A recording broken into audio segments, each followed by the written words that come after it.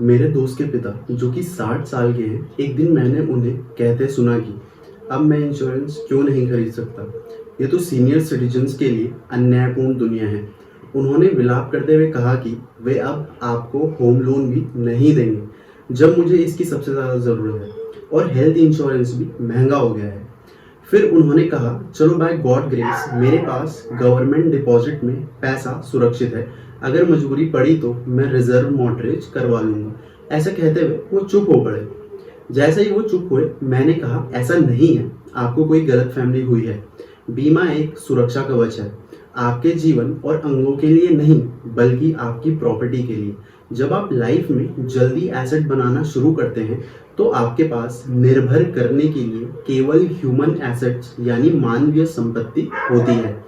आप उम्मीद करते हैं कि आप कार्यरत यानी कि जॉब करेंगे, बहुत सारे पैसे कमाएंगे और अपने लिए कुछ प्रॉपर्टी बनाएंगे। यदि आपका परिवार आपकी इनकम पर डिपेंड है तो उनकी लाइफ भी ह्यूमन एसेट्स पर निर्भर करती है। तो इस वीडियो में हम अपने फाइनेंस के बेसिक्स को सही करने वाले पॉइंट्स के बारे में डिस्कस करेंगे, जिससे आपके बेसिक चीज़ों से जुड़े कॉन्सेप्ट्स क्लियर हो सकें। तो फर्स्ट पॉइंट है understanding reverse mortgage, loan versus sale. एक रिजर्व मॉर्टगेज एक ट्रेडिशनल लोन की तरह नहीं है जहां आप इक्विटी बनाते हैं। ये कुछ हद तक आपके घर को आंशिक रूप से बेचने और बदलने में एक रेगुलर इनकम प्राप्त करने तथा वहां रहने का अधिकार बनाए रखने जैसा है। आइए इस और गहराई से समझते हैं। जब आप बैंक से कोई आम लोन लेते हैं तो आप हर महीने एक फिक्स्ड अमाउंट का पेमेंट बैंक को करते हैं। इस पेमेंट के साथ आप अपने घर पर इक्विटी बनाते हैं। इसका मतलब है कि आप धीरे धीरे घर के मालिक बन रहे हैं। लेकिन रिजर्व मॉर्टगेज में चीज़ें उल्टी होती हैं। बैंक आपको आपके घर की वैल्यू के अकॉर्डिंग एक फिक्स्ड अमाउंट का पेमेंट करता है। ये पेमेंट आपको हर महीने लमसम या मंथली ईएमआई से मिल सकता है। हालांकि यह लोन नहीं है, बल्कि आपके घर का एक हिस्सा बेचने जैसा है। मान लीजिए कि आपके घर की कीमत 1 करोड़ रुपए है और आप रिजर्व मॉर्टगेज लेते हैं। बैंक आपके घर की वैल्यू के एक हिस्से के बेसिस पर आपको मान लीजिए हर महीने 30,000 रुपये या फिर उससे ज़्यादा देने के लिए एग्री करता है। इसका मतलब ये नहीं है कि आपने 30,000 रुपये का लोन लिया है। आपने वास्तव में अपने घर का एक हिस्सा बेच दिया है और बदले में बैंक आपको हर महीने 30,000 रुपये का पेमेंट कर रहा है। जितने ज़्यादा टाइम तक आप अपने घर में रहते हैं और पैसा लेते रहते हैं, उतना ही ज़्यादा बैंक आपके घर का मालिक बनता जाता है।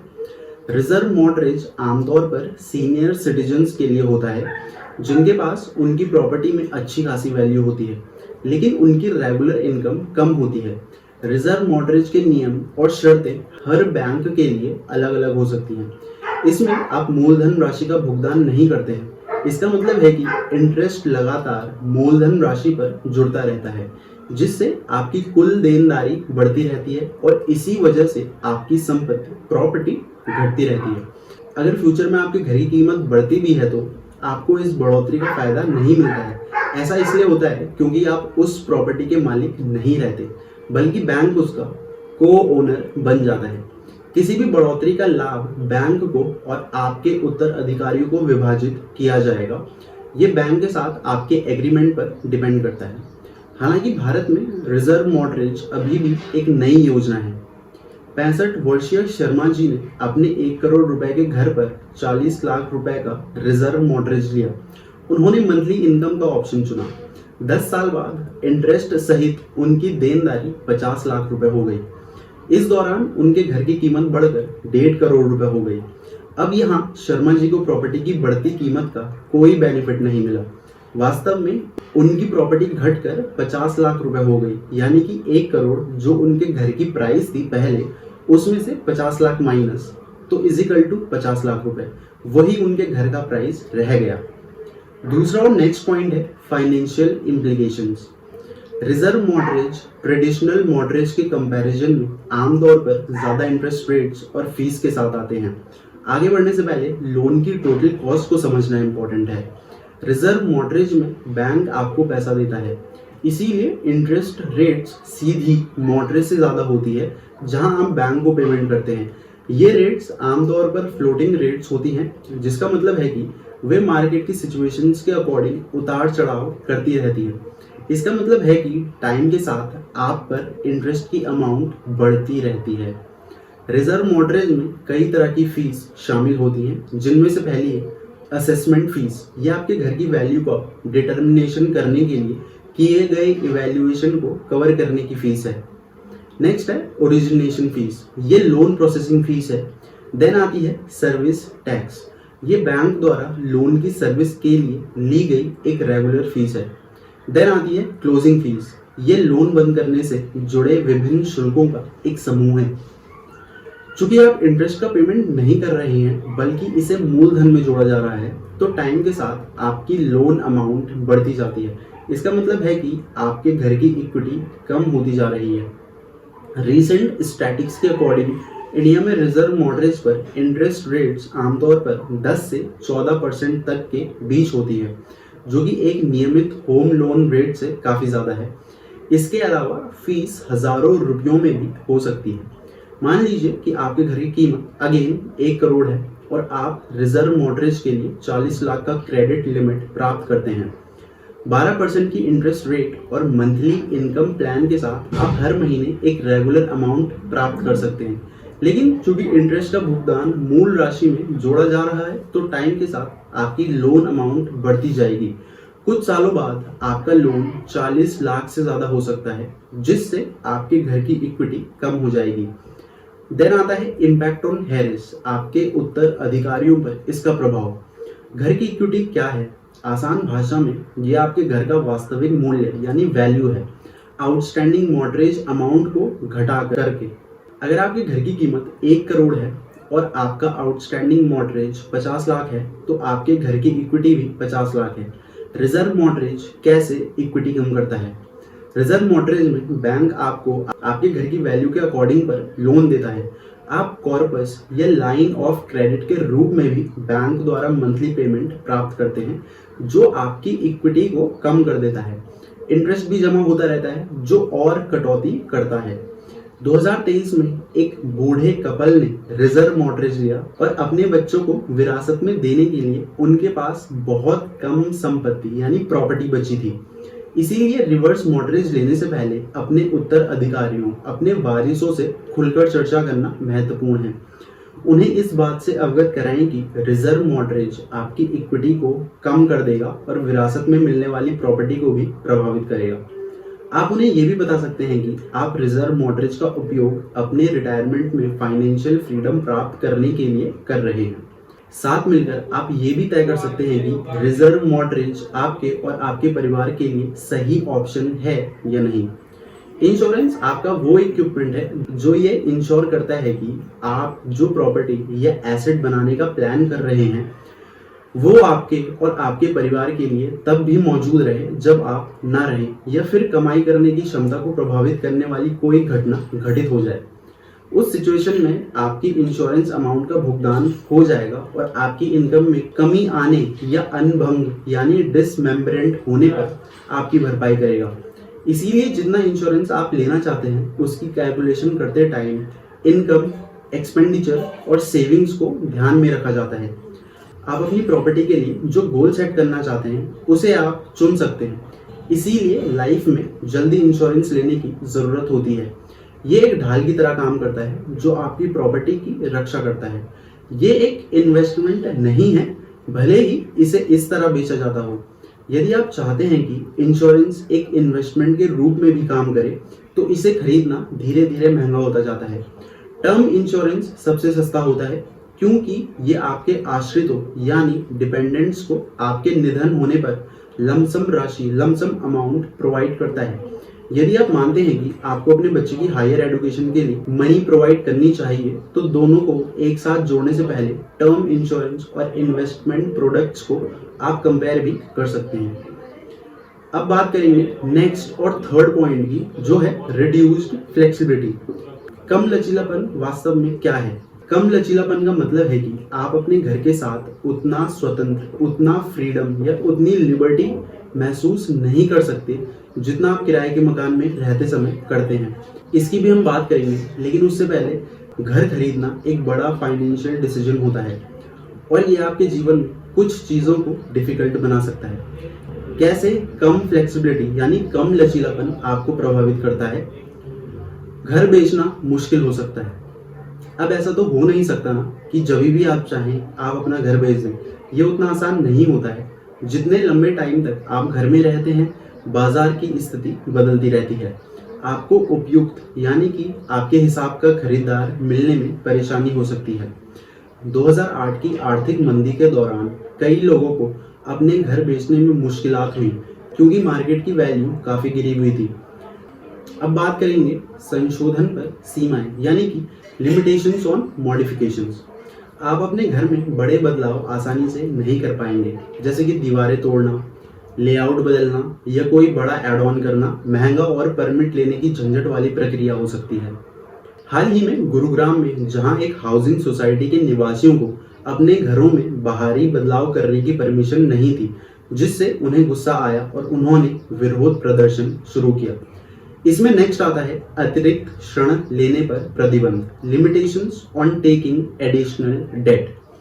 आपका घर बैंक के लिए एक प्रॉपर्टी के रूप में काम करता है जिसके बेसिस पर आप लोन ले सकते हैं। लेकिन अगर आपका होम लोन का बैलेंस ड्यू बहुत ज़्यादा है तो बैंक आपको फ्यूचर में लोन देने में हिचकिचा सकता है। मान लीजिए कि आपने 1 करोड़ का होम लोन लिया है और आपका 50 लाख का बैलेंस ड्यू है, तो ऐसी सिचुएशन में कार या बिजनेस लोन लेना मुश्किल हो सकता है। अब बात करेंगे इन चुनौतियों से कैसे निपटें, how to deal with these challenges. अपनी भविष्य की योजना पर विचार करें, कंसिडर योर फ्यूचर प्लान्स। घर खरीदने से पहले सोचें कि आप आने वाले 5-10 सालों में कहाँ रहना चाहते हैं। यदि आप नौकरी बदलने या परिवार शुरू करने की योजना बना रहे हैं तो शायद आप अभी घर खरीदना आपके लिए सही ना हो। फ्लेक्सिबिलिटी बनाए रखने के लिए रणनीति बनाएं, स्ट्रेटेजाइज फॉर फ्लेक्सिबिलिटी। आप एक ऐसे क्षेत्र में घर खरीदने पर विचार कर सकते हैं जहां मार्केट स्टेबल हो। आप ये भी इंश्योर कर सकते हैं कि घर में फ्यूचर में बदलावों के लिए पर्याप्त जगह हो। अपने होम लोन को इस तरह से चुनें कि आप फ्यूचर में अपनी वित्तीय ज़रूरतों के हिसाब से लोन ले सकें। अब बात करेंगे 4th पॉइंट की, जो कि है ऑल्टरनेटिव्स टू एक्सप्लोर। कुछ अन्य पॉइंट्स। रिटायरमेंट के बाद आप इन सारे पॉइंट्स पर भी विचार कर सकते हैं, जिनमें से पहला है आवास कम करना यानी कि डाउनसाइजिंग। अपने प्रेजेंट घर को बेचने और एक छोटा घर खरीदने पर विचार करें। इससे आपको कैश मिल सकता है, साथ ही देखरेख में आसान रहने का स्थान भी मिलेगा। मान लीजिए आप एक बड़े 4 बेडरूम वाले घर में रहते हैं, लेकिन अब आपके बच्चे बड़े हो गए हैं और अपने घर से चले गए हैं। आप एक छोटे से 2 बेडरूम वाले अपार्टमेंट में जा सकते हैं और शिफ्ट हो सकते हैं। इसमें आपको न सिर्फ कम जगह की सफाई करनी होगी, बल्कि प्रॉपर्टी रेट और रखरखाव लागत में भी बचत होगी। बचे हुए पैसे को आप अपने खर्चों को पूरा करने के लिए फ्यूचर के लिए जमा कर सकते हैं। इसमें नेक्स्ट पॉइंट है घर की इक्विटी लाइन ऑफ क्रेडिट यानी कि HELOC, home equity line of credit. ये ऑप्शन आपको अपने घर की वैल्यू के एक हिस्से के एवज में लोन प्राप्त करने की अनुमति देते हैं, जबकि घर का मालिक आप ही रहते हैं। हालांकि आपको हर महीने भुगतान करना होता है। HELOC एक क्रेडिट कार्ड की तरह काम करता है, जहां तक आप एक निश्चित सीमा तक अमाउंट निकाल सकते हैं। यह अचानक आने वाले खर्चों जैसे कि मेडिकल बिल्स या घर की रेनोवेशन के लिए यूजफुल हो सकता है। हालांकि ये इम्पोर्टेंट है कि आप केवल उतनी ही अमाउंट निकालें जितनी आप चुका सकते हैं, क्योंकि गलती करने पर आप अपना घर भी खो सकते हैं। नेक्स्ट पॉइंट है सरकारी सहायता कार्यक्रम, गवर्नमेंट असिस्टेंट प्रोग्राम्स। सामाजिक सुरक्षा, मेडिकेयर या स्थानीय सहायता सेवाओं जैसे कार्यक्रमों का पता लगाएं जो आपकी फाइनेंशियल ज़रूरतों में मदद कर सकते हैं। सामाजिक सुरक्षा, सोशल सिक्योरिटी, ये एक सरकारी कार्यक्रम है जो रिटायर्ड लोगों को और विकलांगों को और कुछ निम्न आय वाले व्यक्तियों को फाइनेंशियल सहायता प्रोवाइड करते हैं। ये 65 साल से ज़्यादा उम्र के वयस्कों और कुछ विकलांग व्यक्तियों के लिए यूनाइटेड स्टेट अमेरिका में एक फेडरल हेल्थ इंश्योरेंस प्रोग्राम है। नेक्स्ट पॉइंट है स्थानीय सहायता सेवाएं, लोकल सपोर्ट सर्विसेज। कई शहरों और कस्बों में वरिष्ठ नागरिकों के लिए कार्यक्रम होते हैं जिनमें खाना बांटना, परिवहन सहायता यानी कि ट्रांसपोर्ट हेल्प और वित्तीय परामर्श शामिल हो सकते हैं। अपनी ज़रूरतों के लिए उपयुक्त कार्यक्रम खोजने के लिए अपने स्थानीय वरिष्ठ केंद्र या सामुदायिक सेवा संगठन से संपर्क करें। अगर आप वीडियो के इस पॉइंट तक पहुंच गए हो तो मैं वीडियो को कंक्लूड करते हुए यही कहूंगा कि यंग एज में इंश्योरेंस खरीदना सबसे ज़्यादा फायदेमंद होता है। हालांकि सीनियर सिटीजन्स के लिए ये महंगा हो सकता है, लेकिन इंश्योरेंस मौत या अपंगता की सिचुएशन में फाइनेंशियल प्रोटेक्शन कवच प्रदान करके आपकी प्रॉपर्टी को सुरक्षा कवच की तरह सुरक्षित करता है। ये उन यंग अडल्ट्स के लिए विशेष रूप से ज़्यादा इम्पोर्टेंट है जो धन का निर्माण कर रहे हैं, यानी जो पैसे कमा रहे हैं और जिनके आश्रित उनकी इनकम पर डिपेंड हैं।